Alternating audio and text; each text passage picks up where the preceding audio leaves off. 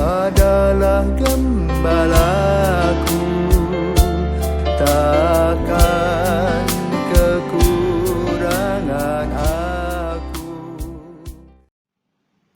Saudara-saudari terkasih di dalam Kristus, selamat pagi.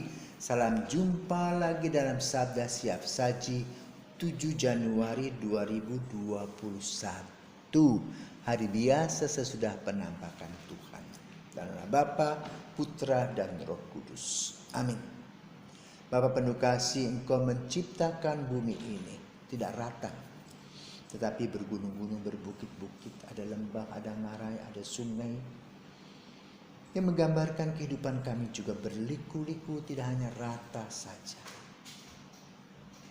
Maka kami mohon berkat-Mu Tuhan, agar kami boleh mempelajari perjalanan hidup kami bersama-Mu, berjalan bersama-Mu di mana saja, dalam kelokan-kelokan, menanjak, menurun, menaiki tangga, terengah-engah dan gembira. Maka sertai kami Tuhan dalam perjalanan hidup kami ini, demi Kristus Putra-Mu dan pengantara kami kini dan sepanjang masa. Amin. Tuhan bersamamu dan bersama roh-Mu. Inilah Injil Yesus Kristus menurut Lukas. Dimuliakanlah Tuhan. Injil 4 ayat 11 sampai 22a. Sesudah dicobai iblis di padang gurun, dalam kuasa roh kembali Yesus ke Galilea, dan tersiarlah kabar tentang Dia di seluruh daerah itu. Selama di situ Ia mengajar di rumah-rumah ibadat di situ, dan semua orang memuji Dia. Lalu Ia datang ke Nazaret, tempat Ia dibesarkan, dan menurut kebiasaannya pada hari Sabat Ia masuk rumah ibadat, lalu berdiri hendak membaca Alkitab.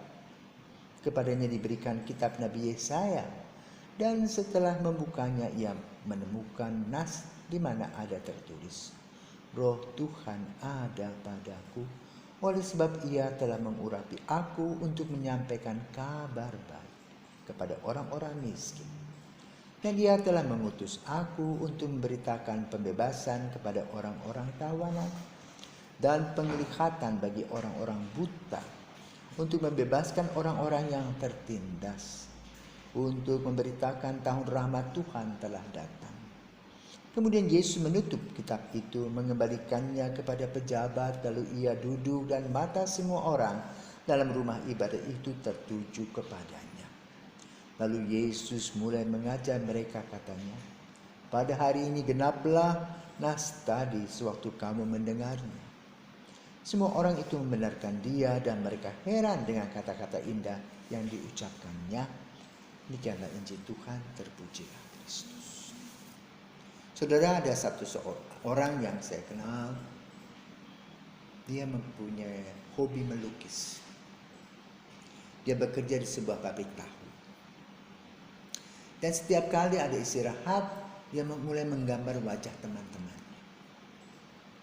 Maka setiap jam istirahat kerja itu, orang berbondong-bondong datang kepadanya.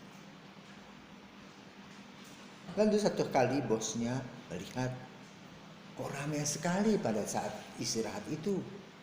Lalu dia bertanya, ada apa toh? Ini Pak, dia menggambar wajah saya. Ini Pak, dia menggambar wajah saya. Lalu dia memberi gambar ayahnya.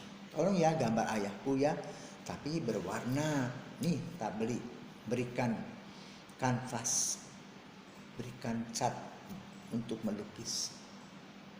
Dia melukis selama 3 hari. Kemudian dia memberi lagi kepadanya gambar Yesus sedang membuka gulungan kitab yang kita bahas pada Injil-Injil pada hari ini. Lalu dia pulang. Dia datang kembali kepada bosnya ini. Pak, besok aku libur ya. Loh, kenapa? Wah, tidak bisa Pak. Melukis begini ini harus puasa.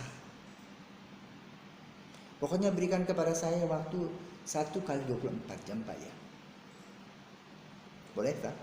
Boleh. Lalu apa yang dia buat? Dia mengamati gambar Yesus, kemudian dia keramas, dan dia puasa. Setelah itu apa yang terjadi? Dia mulai melukis. Melukisnya itu 1 hari saja. 1 kali 24 jam. Mulai titik awal sampai titik akhir. Dia melukis. Dan lukisannya bagus luar biasa. Dia mengatakan apa? Roh Kudus itu ada padaku. Sehingga apa yang dilakukan oleh dia itu menghasilkan lukisan yang luar biasa.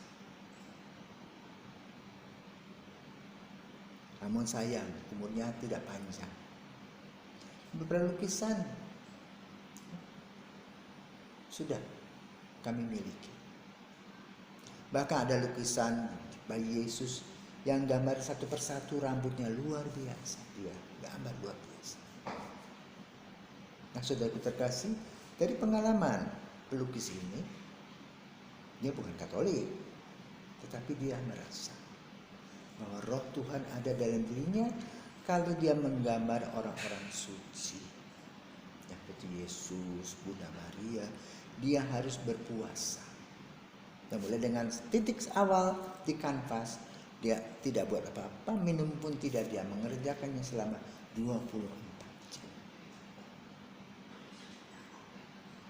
Maka kalau kita perhatikan kata-kata ini, Yesus berkata, Roh Kudus, Roh Tuhan ada padaku, oleh sebab Ia telah mengurapi aku untuk menyampaikan kabar baik. Maka lalu kalau kita berada dalam haribaan Tuhan, apapun yang kita lakukan tentu berdaya guna dan bermakna. Kita merefleksikannya, kita melihatnya kembali, mengolahnya, dan juga melaksanakannya dalam hidup. Maka akan memberikan apa? Rasa damai dan sukacita. Mari saudaraku terkasih, di awal tahun ini kita minta kepada Roh Kudus agar dalam setiap langkah dan hidup kita diterangi olehnya, sehingga dengan demikian kita juga mempunyai pengalaman seperti pelukis ini yang datang melihat lukisan itu yang mau dilukis, kemudian menyediakan waktu keramas dulu, membersihkan diri, dan juga merenungkan apa makna di balik lukisan itu. Sehingga lukisan-lukisannya tampak hidup. Biarlah kita juga bisa mengolah kehidupan kita ini bila kita menyerahkan hidup kita kepada Tuhan dalam terang Roh Kudusnya, sebagaimana yang Yesus alami ketika dia akan memulai karya-karyanya. Semoga semangat dan terang Roh Kudus selalu menyinari kita. Marilah kita berdoa. Demikian besar cinta kasih Allah kepada dunia, sehingga Ia menyerahkan putranya yang tunggal agar semua orang yang percaya kepadanya tidak binasa melainkan memperoleh hidup abadi. Bapa, biarlah putramu itu hadir di dalam langkah-langkah kehidupan kami, sehingga kami boleh menikmati hidup dengan sukacita dan damai sejahtera-Mu demi Kristus Putramu dan pengantara kami kini dan sepanjang masa. Amin.